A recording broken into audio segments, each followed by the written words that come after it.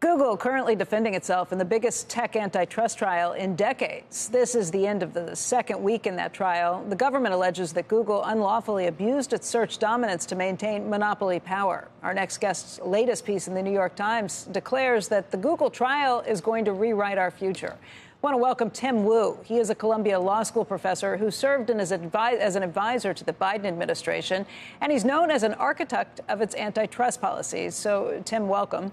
Thanks. Good to have you here today. Pleased to be here.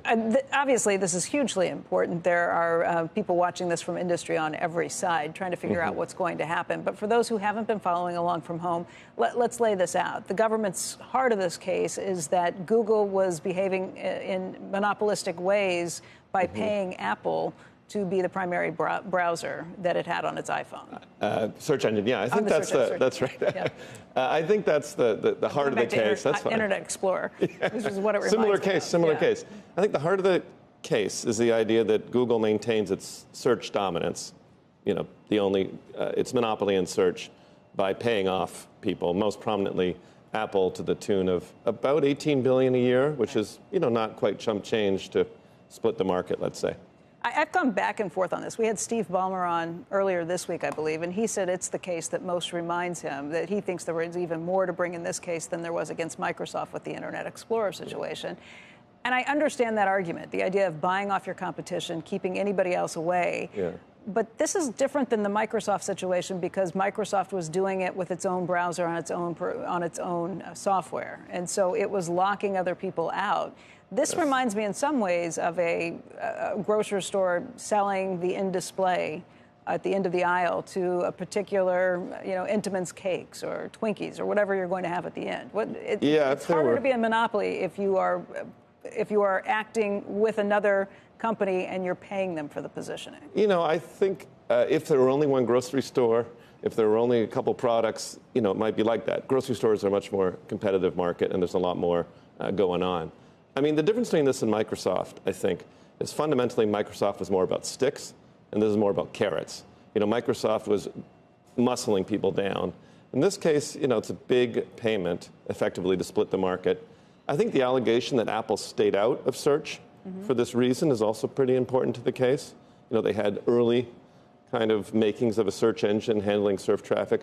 Well, why don't we just stay out? We'll give you $18 billion a year or whatever, and we'll just not compete. What if Bing from Microsoft or somebody else came in and said, we're willing to pay $20 billion to do it? Would that change the situation if there was another player and it wasn't locked up with one and it became more competitive? I don't think anyone was in a position to spend that much money. It wouldn't be as profitable for them to do that. So I think it's an anti-competitive deal. I think that's what it comes down to. I think they've got them on that deal. What do you think of what's happened so far in the court case to this point, of the testimony we've heard? Yeah, from what I've seen and read, I think they're doing pretty well, the government, because they've got, first of all, the big payment. They've got Google kind of admitting this has been a strategy all along through its documentation. And they have other companies like DuckDuckGo saying we couldn't get in there. So I think it's going pretty well for them. What is the hurdle, though? Because we've seen some situations where the government has lost some big cases recently. Yeah. The Microsoft situation with Activision. Yeah. When you have losses like that, is that a case that you build eventually towards a stronger hand, or is it bad news if you start losing cases left and right? I mean, I think this administration, this antitrust division, is taking some big swings. And when you take big swings, like in baseball, you miss some and you hit some. So they're rejecting the old approach, which was like, we're not going to hit. They're nowhere near winning a batting title. In fact, they'd be sitting on the bench. They haven't had many at bats yet. They've won Random House. They've blocked a whole bunch of other mergers. I think they're doing all right. The FTC did lose the Activision case, but that was a tough case to win, I'll say. So they're going for it, and it's a different kind of approach. They're happy to win. They're happy to bat 500, 600. The Obama administration wanted to bat like 1,000.